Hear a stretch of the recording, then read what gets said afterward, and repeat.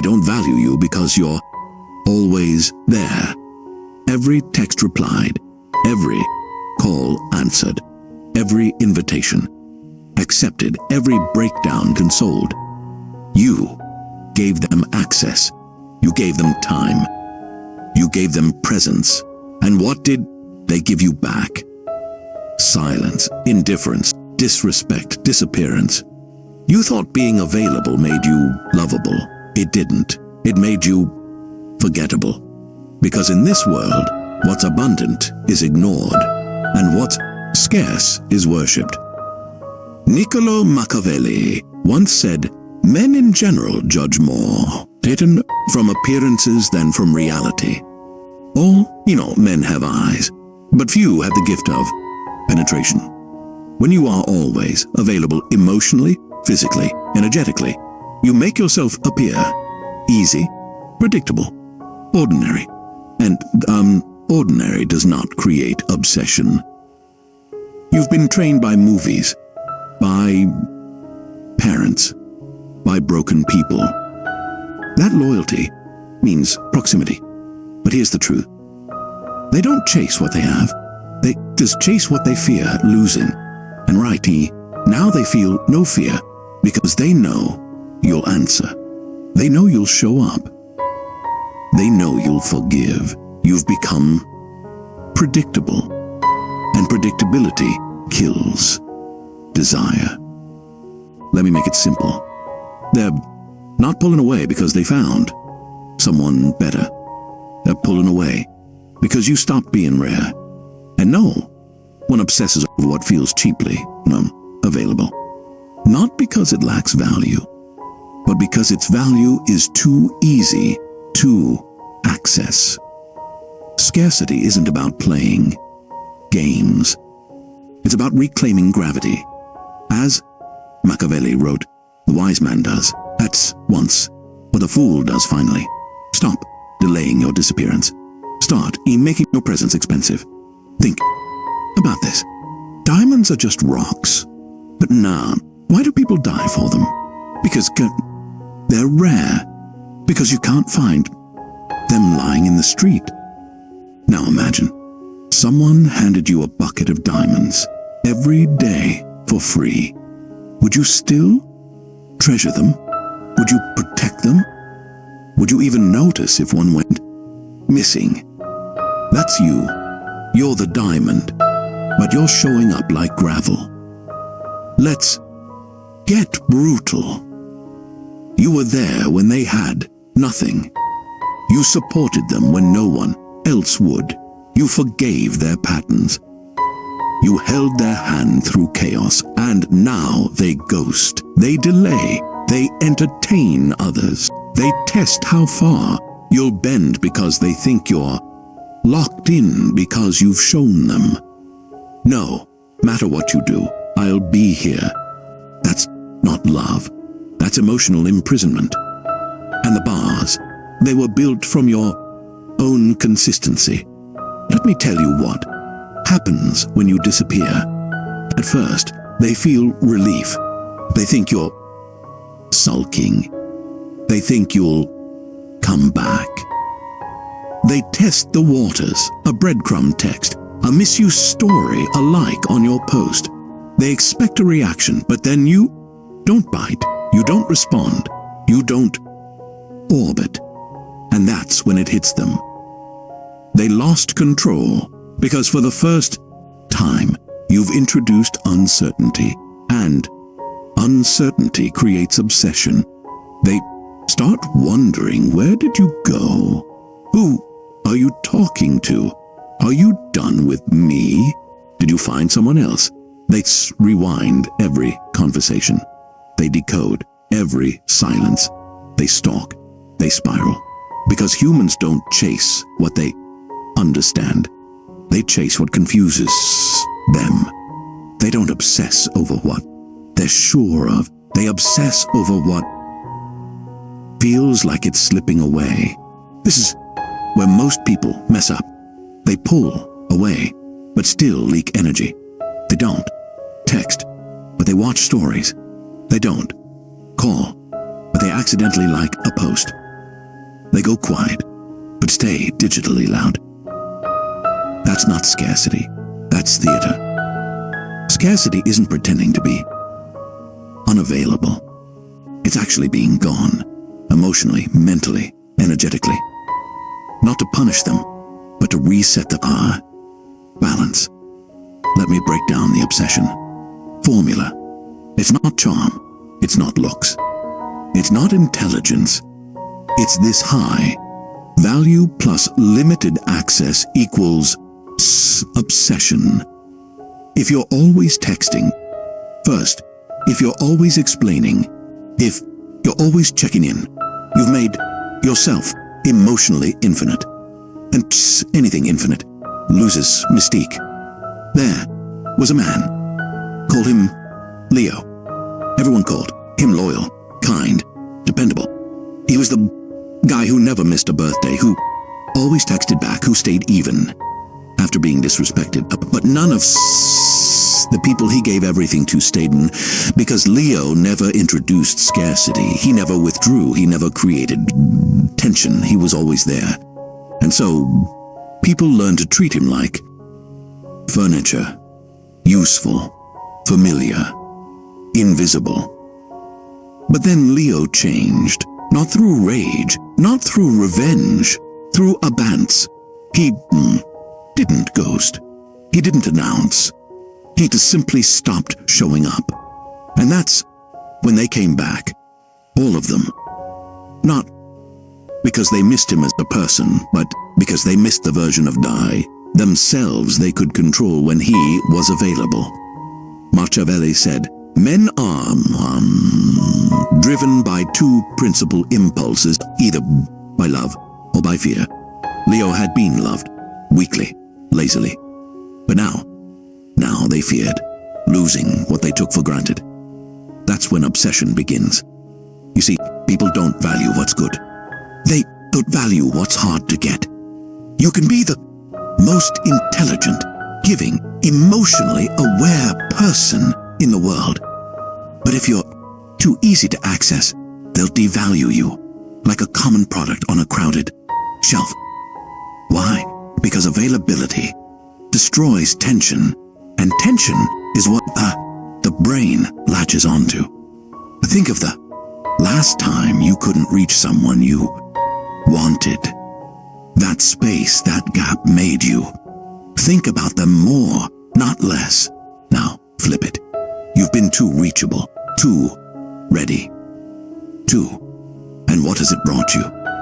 Burnout, disrespect, emotional inflation, because your time became a cheap currency. Here's what Machiavelli would have told you. Appear rarely, and you will be desired intensely. Appear constantly, and you will be ignored effortlessly. Most people confuse scarcity with drama, but true scarcity isn't noisy. It's not a threat. It's not a tantrum. It's silence. It's unavailability. It's self-possession. You don't vanish to manipulate. You vanish to recalibrate. You don't remove yourself to hurt them. You remove yourself to remember your value. So what happens when you finally implement this? And at first, confusion, then denial, then pursuit. They check your profile. They ask mutual friends about you. They drop, "Hey, stranger," messages. They test to see if you'll respond like the old version of you. They're not reaching out because they love you.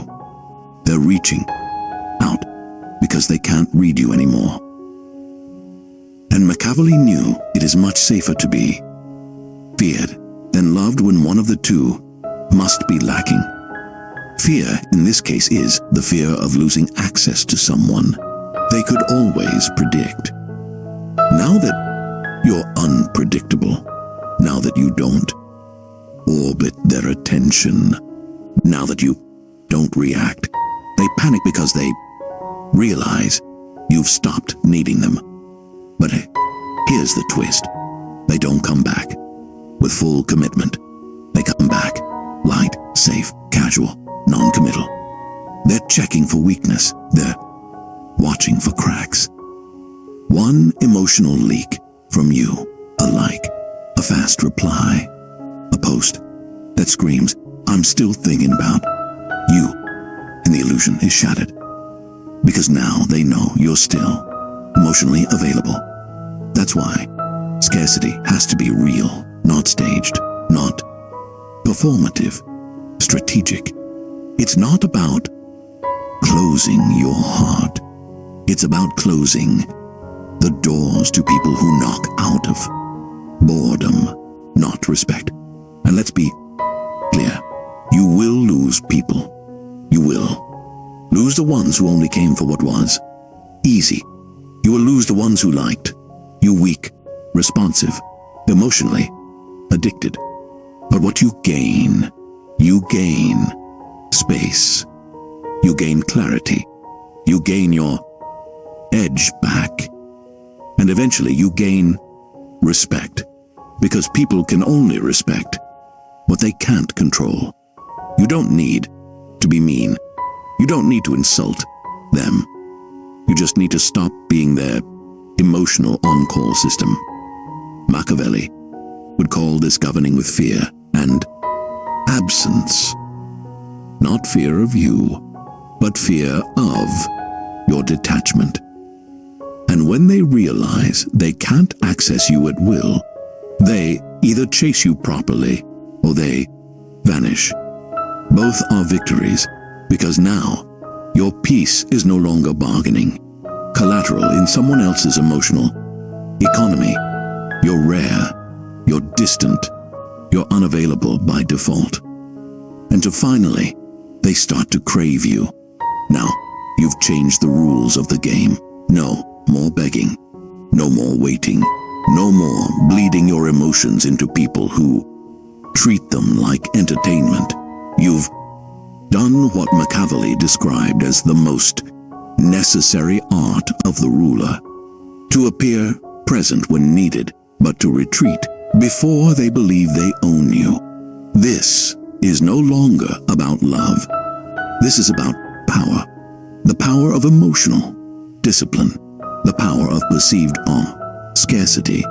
Because once people believe you are not always available, they begin to fight for presence that was once freely given. And that fight is what you've been handing over for free.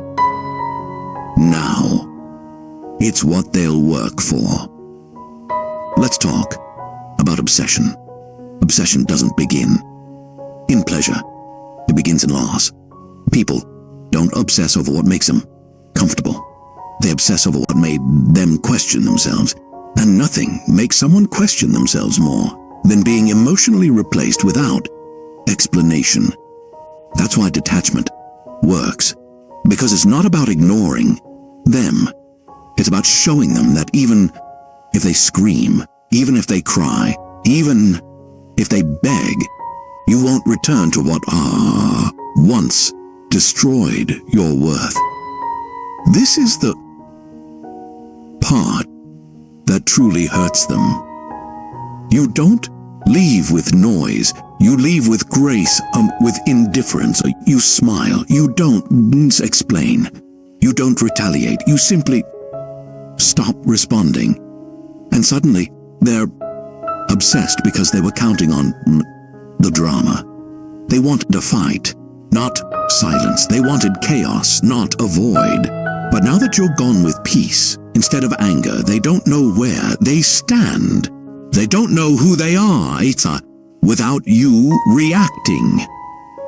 That identity crisis, that internal collapse, that's the beginning of obsession. Machiavelli, understood this better than anyone. He said, a wise ruler should appear, merciful, faithful, humane, upright, and religious, but should be ready to act contrary to those qualities when necessary. You were kind, you were patient, you were endlessly available. But now it's necessary to shift, to become unpredictable, to become unavailable, not to hurt them, but to reclaim yourself. Because until now, you are handing away what made you valuable, even your emotional presence, to people who saw it as a given, not a gift. Here's what's going to happen next. They'll reach out. Some will test with humor. Some will guilt trip you. Some will even insult you to provoke a reaction. But they all want the same thing: to know they still have emotional control. That's why your silence must continue. Because every reaction is a relapse, and every relapse is a message. You still have access to my emotions. You're not here to prove anything. You're not here to win. You're not even here to make them miss you. You're here to reset your power. Let them obsess. Let them spiral. Let them send texts into the void. Because now you are scarce, and scarcity, it creates mythology. You're no longer that person who replies in seconds. You're not that presence they could always depend on to boost their ego. You are now a figure in the fog, mysterious, unreachable, chosen, and the less they see of you, the more they think about you. Don't make the mistake of announcing your detachment. Don't post quotes. Don't subtweet. Don't seek revenge. Real power is quiet. It moves without warning. It acts without explanation. Because if they know you're trying to look powerful, you've already lost it. True scarcity doesn't say, "Don't look at me walking away." It simply walks and keeps walking until they realize you're no longer coming back. And by the time they do, you've forgotten how to even miss them. Let's make it simple. If you want to be remembered, disappear silently. If you want to be valued, become expensive. If you want to be chased, stop being predictable. And if you want to be truly powerful, then follow Machiavelli's final rule. Men sooner forget the death of their father than the loss of their inheritance. Let your absence feel like a theft. Let them feel like they lost something they never truly owned. And above all, let them realize they can no longer reach